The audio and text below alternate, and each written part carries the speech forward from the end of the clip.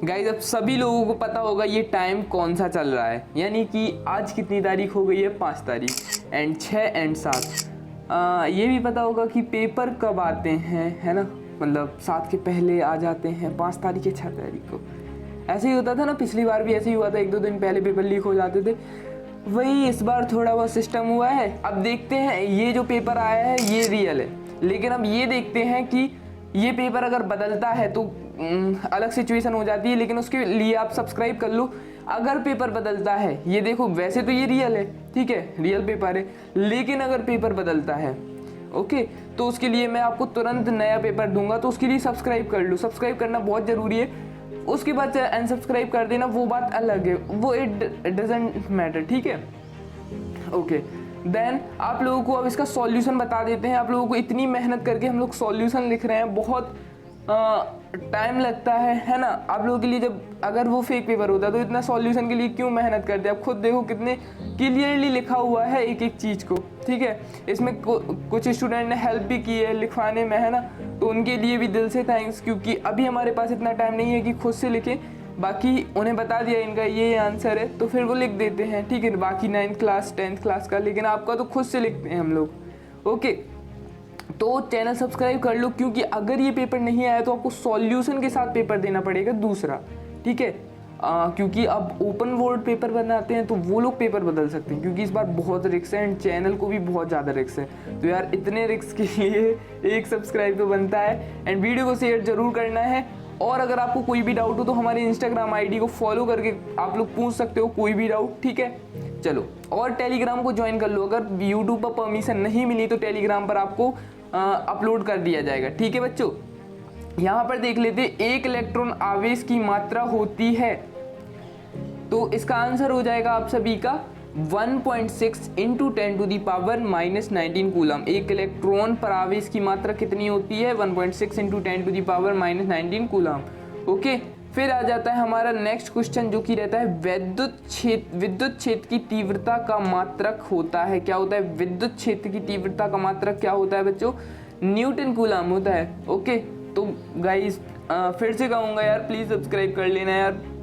अगर पेपर बदलता है, मैं सब्सक्राइब के लिए बिल्कुल भी नहीं कह रहा, मैंने आप सभी से कहा था 23K करवा दो, करवा दिए, उसके लिए thank you so much, okay. अब 24K के लिए तो है, रेस चल रही है, बाकी यार सपोर्ट करो। बाकी मैं उसके लिए नहीं कह रहा, अगर मुझे कहना होता तो कहता लाइक कमेंट शेयर सब्सक्राइब, बस मैं ये कह रहा सब्सक्राइब करो, वीडियो शेयर कर दिया करो, लाइक कमेंट तो वो आपके ऊपर है। अगर वीडियो पसंद आती है तो करोगे, अगर वीडियो हेल्पफुल होती है तो करोगे, नहीं तो क्यों करोगे ना, ओके। सब्सक्राइब तो इसलिए किया जाता है कि अगली वीडियो की नोटिफिकेशन मिल जाए, जिससे कि आपको जो वो होता है ना, अगर नया पेपर आया तो मैं वो प्रोवाइड करा सकूं, ठीक है।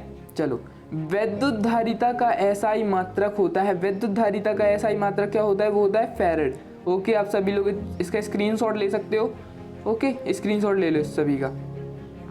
फिर उसके बाद हमारा आ जाता है नेक्स्ट क्वेश्चन, अति चालकता पदार्थ की चालकता होती है, तो वो होती है शून्य होती है। इसमें वैद्युत धारिता का एसआई मात्रक फैराड होता है। इन्हें अच्छे से रट लो, एक एक क्वेश्चन आपको अच्छे से बनना चाहिए। आदर्श वोल्टमीटर का प्रतिरोध होता है अनंत होता है बच्चों। आदर्श वोल्टमीटर का प्रतिरोध क्या होता है? अनंत होता है, ठीक है।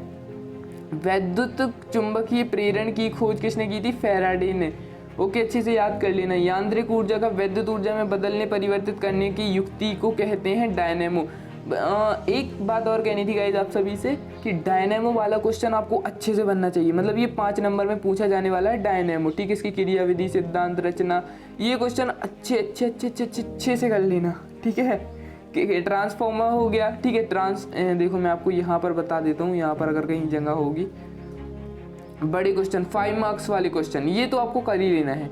एक हो गया ट्रांसफॉर्मर, ठीक है। अरे यार, चाहे आप देखो यहाँ पर एक ट्रांसफॉर्मर वाला, ठीक है। हिंदी, अब मैं इंग्लिश मीडियम वाला बच्चा, यार क्या ही आप लोगों के लिए मदद कर रहा, बस इंग्लिश ही लिखते हैं, ठीक है। नेक्स्ट हो गया डायनेमो वाला, ठीक है। एंड उसके बाद और एक और हो गया वो LCR AC परिपथ था ना, वो वाला, ठीक है। LCR AC परिपथ, ये पूरा उसके निकालने का रहता है ना। तो ये 3 क्वेश्चन आपको अच्छे से कर लेना है। और कौन सा था? और हाँ, मेन भी रह गई यार, गॉस प्रमेय। ठीक है, तो गॉस प्रमेय भी अच्छे से कर लेना। ओके, गॉस प्रमेय भी अच्छे से कर लेना। ये हो गया गॉस प्रमेय। ओके, ये क्वेश्चन आपको अच्छे से कर लेने हैं। एंड फिर व्हीट स्टोन और किरचॉफ तो आपको पता ही होगा, है ना, तो वो भी कर लेना। ठीक है, बोलो ठीक है। रिक्त स्थानों की पूर्ति करना है। ASPC परिपथ के में प्रतिबाधा का मात्रक ओम होता है।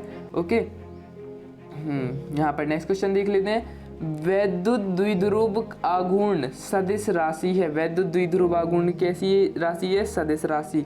दो सजातीय आवेश एक दूसरे को प्रतिकर्षित करते हैं। दो सजातीय आवेश एक दूसरे को प्रतिकर्षित करते हैं। 1 फैरेड मतलब 1 फैरेड बराबर 1 कूलम कितना होता है? डिवाइडेड बाय 1 विभव। यार मैं इंग्लिश बोल लेता हूँ, तो ऐसा था है ना कि आप लोग सभी MP बोर्ड से कह रहे हो, मैं CBSE बोर्ड से था, तो हो जाता है। सॉरी, अब क्या ही कर सकते हैं यार, आता रहता है वो। पता नहीं, मैं बहुत कंट्रोल करता हूँ इंग्लिश कम ही बोलूँ, मतलब वो मुंह से भी अपने आप पर्टिकुलर इंग्लिश ही निकलता है, तो क्या कर सकते हैं यार। बच्चे कमेंट करते हैं कि नहीं सर, यार आप सभी लोग पता कमेंट्स में 67% या वो 70% ये कमेंट्स आ रहे थे, सर फेस रिवील। यार गंदा फेस क्या ही देखोगे तुम लोग, है ना, क्या ही करने हैं, बाकी कर देंगे, कोई दिक्कत नहीं है इंस्टाग्राम पर। ओके, किसी पदार्थ के विशिष्ट प्रतिरोध के व्युत्क्रम विशिष्ट चालकता कहते हैं। जो किसी पदार्थ के विशिष्ट प्रतिरोध के व्युत्क्रम को क्या कहते हैं? विशिष्ट चालकता। अच्छे से कर लो, किसी पदार्थ के विशिष्ट प्रतिरोध के व्युत्क्रम को विशिष्ट चालकता कहते हैं। अगर आपको आया क्वेश्चन विशिष्ट चालकता कैसे कहते हैं, तो किसी पदार्थ के विशिष्ट प्रतिरोध के व्युत्क्रम को विशिष्ट चालकता कहते हैं। याद हो गया?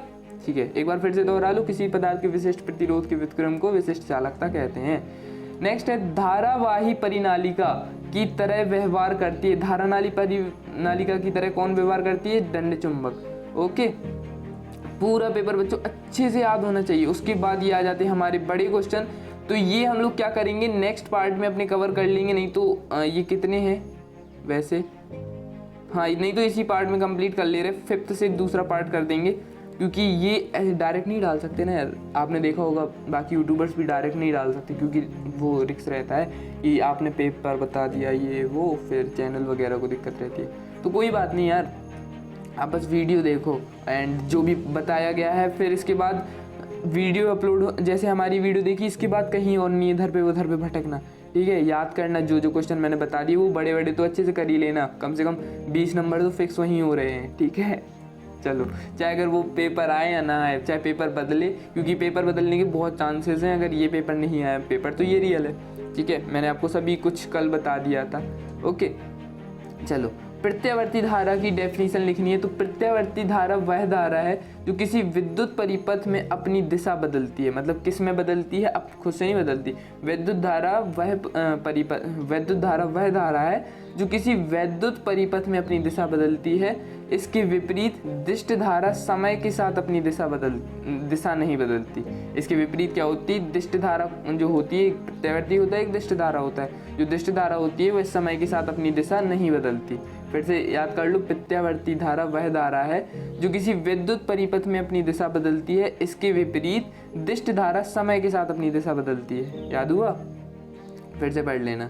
ठीक है, धातु का परावैद्युतांक कितना होता है? तो अनंत होता है। कुछ बच्चे शून्य लिख देते हैं, लेकिन शून्य नहीं करना है। ठीक है, 1 फैरेड क्या है? यदि एक चालक को 1 कूलम आवेश देने पर उसके विभव में 1 वोल्ट की वृद्धि हो जाए तो उससे उसकी धारिता 1 फैरेड कहलाती है। पहेली सा है, कंफ्यूज हो जाते हैं बच्चे। फिर से अच्छे से याद कर लो, यदि किसी चालक को 1 कूलम आवेश देने पर, कोई एक चालक है, उसको 1 कूलम आवेश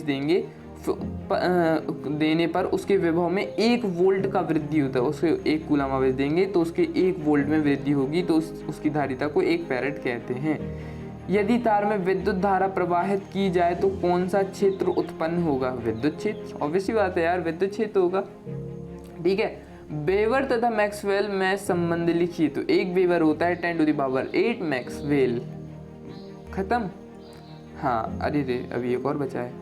ऐसा ही पद्धति का E0 का मान, तो यहाँ पर हमारा कितना मान होता है? पहली बात तो आपको ये आना चाहिए, 1/4 पाई एप्सिलॉन नॉट बराबर 9 × 10⁹ newton metre square divided by coulomb square. V0 equal to 1/4 pi, ये पूरा नीचे आ जाएगा, ठीक है। इधर पे देख लेते हैं, ये पूरा नीचे आ जाएगा, 1/4 पाई हो जाएगा। फिर इस पाई को पूरा तोड़ देंगे, पाई की वैल्यू लिख देंगे 3.14 इंटू 10⁻⁹। फिर इसको पूरा मल्टीप्लाई कर देंगे, इसका 4 का इससे कर देंगे तो ये हो जाएगा 8.85, और यहाँ पर इसका इससे कर देंगे तो ये हो जाएगा 10⁻12। आप यहाँ पर भी छोड़ सकते हो, ठीक है, लेकिन यहाँ तक करोगे तो ज़्यादा अच्छा रहेगा, पूरे नंबर मिल जाएंगे, ठीक है। वैसे सॉल्व करना पड़ेगा इतना पूरा, ओके। याद भी कर सकते हैं अगर आपको लग रहा है इतना टफ है तो याद भी कर सकते हैं, हाँ, ओके। तो यार आज की वीडियो बस इतना ही। अब नेक्स्ट पार्ट आएगा, सब्सक्राइब कर लो, बहुत इंपॉर्टेंट है, क्योंकि अगर पेपर, ये पेपर है, अब मैं अगर वीडियो ऐसे तो बनाऊंगा नहीं, कि उतनी मेहनत करूंगा नहीं कि फेक पेपर हो फिर उसका सॉल्यूशन लिखो, इतनी सारी क्लासेस है, सब क्लासेस को देखना है, तो ऐसे थोड़ी ना होता है ना यार। तो बस आप लोग ट्रस्ट कर सकते हो। एंड देन अगर देखो अभी 5 तारीख है, 6 तारीख को पेपर आ ही जाते हैं, तो सिंपल ये भी आ गए हैं, ठीक है। अब अगर पेपर बदल रहा है, जैसे अभी हमारे पास 85% चांसेस है पेपर बदलने के, तो उसके लिए चैनल सब्सक्राइब करना पड़ेगा, बहुत इंपॉर्टेंट। तो जिसने नहीं किया कर लो, बिकॉज फिर आपको पछताना पड़ेगा, लिटरली पछताना पड़ेगा, है ना। तो बहुत बड़ी गलती करोगे आप लोग, इसलिए सब्सक्राइब कर लेना यार प्लीज़, ठीक है। मैं रिक्वेस्ट कर रहा हूँ हाथ जोड़कर, ठीक है, प्लीज़, ओके। तो सी यू सून, फिर मिलते हैं नेक्स्ट वीडियो में, बाय बाय।